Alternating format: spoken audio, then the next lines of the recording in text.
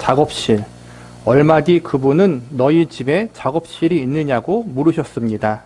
내 마음 집 지하실에는 작업대와 연장 몇 점이 있었지만 그것을 사용해 많은 일을 하지는 않았습니다. 가끔씩 내려가서 작은 도구들을 들고 법석을 떨곤 했지만 실속 있는 것을 만들어낸 적은 거의 없었습니다. 나는 그분을 모시고 그리로 내려갔습니다. 그분은 작업대 그리고 얼마 안 되는 나의 재능과 기술을 훑어보셨습니다. 그분이 말씀하셨습니다. 이 방은 설비가 참 잘된 곳이구나. 내 삶을 가지고 하나님의 나라를 위하여 무엇을 만들어내고 있느냐. 그분은 작업대에 놓인 한두 개의 작은 장난감을 보시더니 그 중에 하나를 집어 드셨습니다. 내가 그리스도인으로 생활하면서 남을 위해 만들어낸 것이 고작 이런 작은 장난감들이냐. 나는 떨리는 마음으로 말씀드렸습니다. 주님, 저로서는 최선을 다한 것들입니다. 저도 그것이 보잘것없다는 것을 압니다. 부끄럽지만 서툴고 부족한 제 능력으로는 결코 그 이상의 것을 만들지 못할 것입니다. 작업실이라는 마음의 방은 하나님이 맡겨주신 재능, 또 달란트, 하나님을 섬기고 이웃을 섬길 수 있는 그러한 은사와 재능들을 말하는 것 같아요. 그런데 하나님이 우리를 하나님의 형상대로 지으시고 예수 그리스도의 생명을 주고 값주고 샀어요. 우리 안에는, 성도들 안에는 성령님이 계시는 거잖아요. 그렇게 귀한 존재로 부름받은 우리들이 우리에게 맡겨주신 재능과 달란트를 가지고 너무나 보잘것없이 살아가고 있다는 거예요.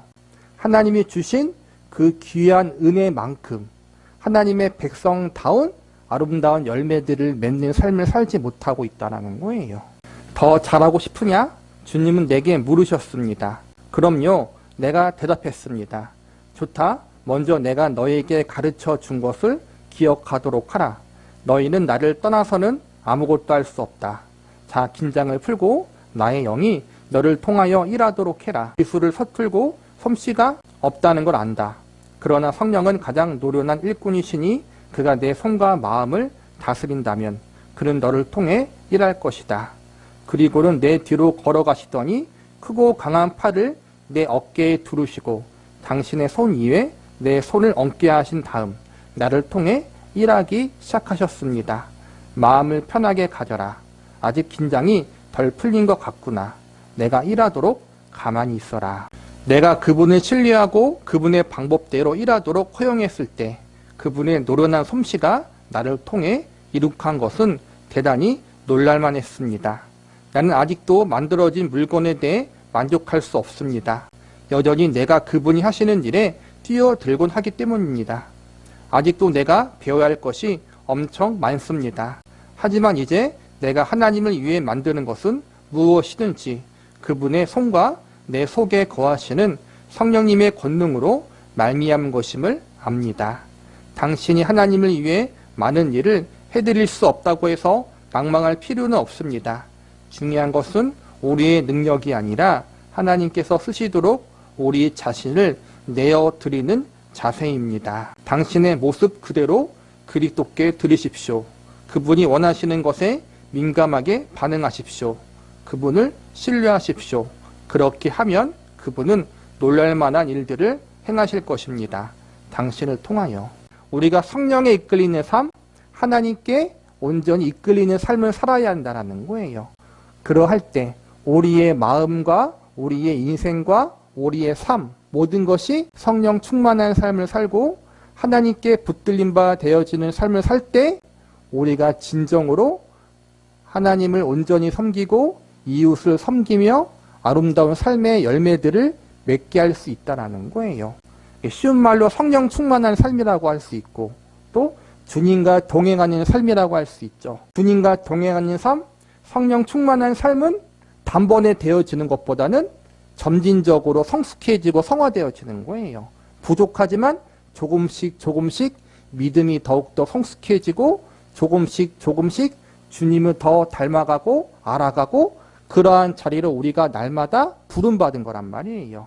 성령 충만한 삶은 신비한 어떠한 삶을 말하는 게 아니라 하나님 말씀에 순종하는 삶, 하나님의 뜻에 내가 복종하는 삶, 성경의 원리대로 살기 위해서 힘쓰고 애쓰는 삶, 하나님을 더 깊게 알아가고 닮아가고자 하는 우리의 거룩한 몸부림, 이 모든 것들이 포함돼요. 그렇게 살아가고자 내가 힘쓰고, 또 내 힘으로만 안 되잖아요. 주님의 도움을 구하고 날마다 주님 앞에 내가 겸손히 무릎 꿇고 나아갈 때 우리가 그러한 삶을 점진적으로 살아나갈 수 있다는 거예요. 그렇게 할 때 우리 안에 하나님이 기뻐하시는 성령의 열매들이 하나씩 하나씩 아름답게 맺어질 수 있다는 거예요. 오락실, 그분이 오락실에 대해 물으셨을 때를 기억합니다. 나는 그곳에서 재미있게 놀곤 했습니다. 나는 그분이 오락실에 관해서는 묻지 않기를 바라고 있었습니다. 그곳에는 내가 혼자서만 간직하고 싶은 모임, 교제 활동과 영들이 있었습니다. 나는 예수님이 그러한 것을 즐기거나 찬성하지 않으시리라 생각해서 그 질문을 피했습니다.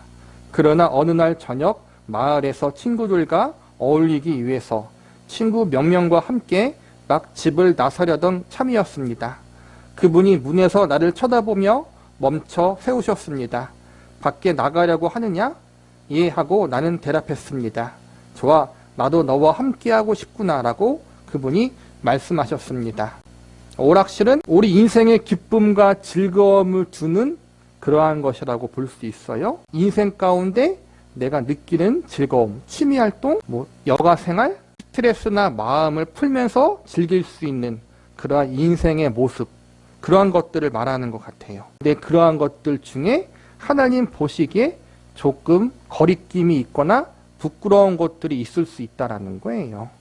이 친구 같은 경우는 그런 게 있었나 봐요. 그래서 예수님이 너가 지금 오락실에 가는데 내가 함께 가도 되겠니? 하고 예수님이 물어보니까 여기에 그 주인공이 쭈뼛쭈뼛하는 모습이 나오는 것 같아요.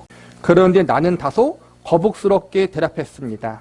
주님, 저는 주님이 우리가 가는 곳에 즐겁게 지내시지 못할 것이라고 생각합니다. 내일 밤에 같이 나가도록 하시지요.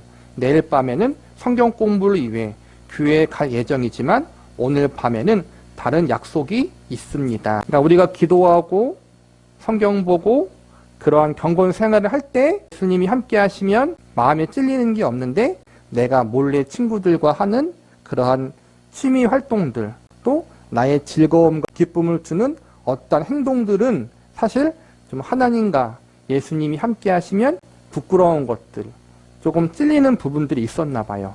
지금 약간 그런 곳에 가는데 예수님은 그때 따라가지 말고 다음 시간, 경건의 시간을 가질 때 와달라고 그렇게 얘기하는 거예요. 그분이 말씀하셨습니다.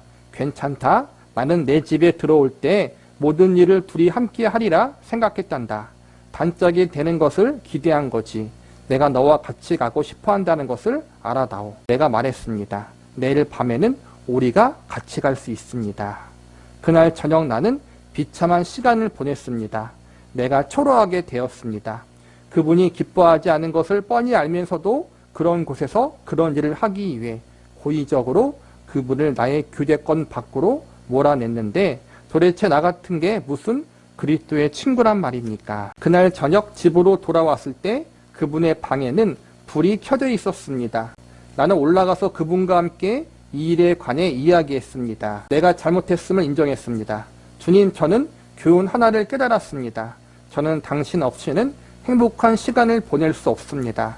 앞으로 모든 일을 함께 하도록 하겠습니다. 어떤 때는 예수님이 함께해도 좋지만 또 어떤 일에, 사적인 일에 대해서는 예수님이 함께하는 게 꺼림직하고 부끄럽고 눈치가 보이는 일들이 있다라는 거예요. 그래서 눈치가 보이는 일에 대해서는 예수님과 함께하지 않은 것처럼 그렇게 즐겼는데 다시 뒤돌아보니까 너무 그게 마음이 불편하고 죄송스러운 거예요. 그래서 다시 예수님 앞에 나가서 회개하고 이제는 사적인 영역, 공적인 영역을 나누지 않고 모든 영역에서 예수님과 함께 하겠습니다라고 그렇게 고백하는 내용이 지금 나오는 거예요.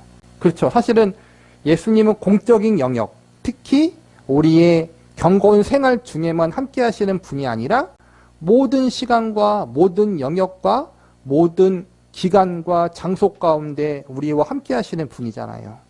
그러니까 우리는 사실은 교회에서만 내가 경건 시간 가질 때만 예수님이 나와 함께하는 것처럼 생각하고 사적인 영역에서는 예수님이 함께하지 않은 것처럼 살아갈 때가 있잖아요.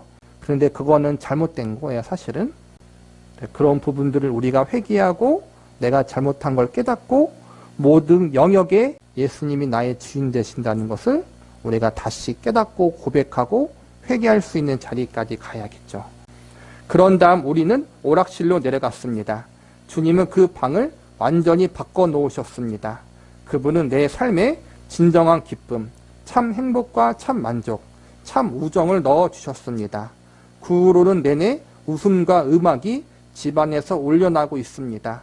그분은 미소를 머금고 눈을 반짝이며 이렇게 말씀하셨습니다. 너는 내가 내 곁에 있으면 재미있는 것을 즐기지 못할 것이라 생각하지 않았니? 내가 온 곳은 나의 기쁨이 너희 안에 있게 하고 또 너희의 기쁨이 넘치게 하려는 것임을 기억하거라. 우리가 예수님을 영접하면 우리의 인생이 지루해질 것이라고 생각하는 경향이 많은데 알고 보면 그게 아니라 예수님 안에 참된 기쁨과 행복과 즐거움이 있다는 거예요. 우리가 그걸 머리로는 알지만 그것을 인정하기가 쉽지 않잖아요. 그렇죠?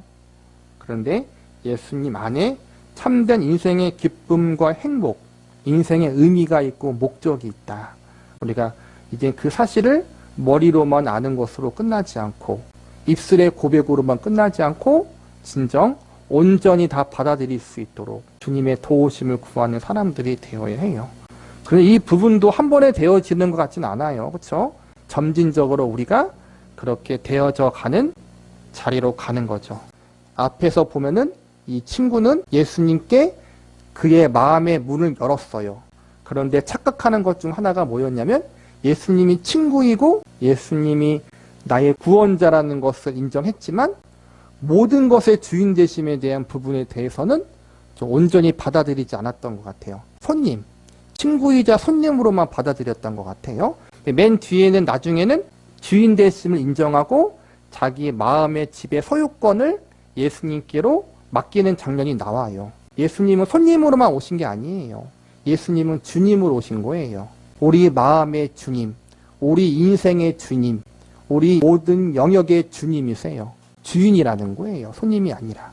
그것을 믿음으로 받아들이는 게 사실은 복음이고 구원이거든요. 중요한 건 그렇게 믿음으로 받아들였지만 그러한 삶을 살지 못하는 우리의 연약함이 있는 거죠. 우리가 아직 연약하기 때문에 그렇게 살아가지 못하는 부분들이 있다는 거예요. 그 부분들을 인정하고 솔직히 회개함으로 날마다 우리 예수님이 나의 주인 되심을 고백하고 인정하고 그러한 삶을 살기 위해서 내가 힘쓰고 노력하는 부분들이 필요하고 동시에 주님 앞에 도움을 구하고 그분을 계속해서 의지하며 나아가는 것이 필요해요. 이게 믿음의 선한 싸움이에요. 세상을 살아가면서 예수님이 나의 주인 되시는 삶을 살아야 하지만 세상이 또 내가 가지고 있는 죄악성이 악한 영들이 우리를 그렇게 살지 못하도록 미혹해요. 그래서 우리는 자주 넘어져요. 그럴 때마다 넘어지지만 실패하지만 그 자리에서 회개하고 다시 예수님의 손을 붙들고 믿음으로 살기 위해서 예수님의 구주 되심 그 고백대로 살기 위해서 내가 힘쓰고 애쓰는 그러한 싸움을 우리가 주님 나라 가는 그날까지 계속해서 해나가는 것이 바로 신앙의 길이에요. 그래서 우리의 신앙의 길이 평탄하지 않은 거예요. 날마다 연단이 있고 날마다 고생이 있는 거예요. 그 연단과 고생이 있기 때문에 우리가 교만하지 않고 겸손히 내가 내 인생의 주인이 되어서는 결코 하나님이 기뻐하시는 대로 살아갈 수 없구나 라는 것을 깨닫게 되잖아요. 그것을 깨닫는 것은 우리로 하여금 우리를 절망케 하는 것이 아니라 더 겸손히 하나님만 의지하는 자리로 나아가게 만드는 거거든요. 예수님은 우리의 마음의 주인이시다. 내 삶의 주인이시다.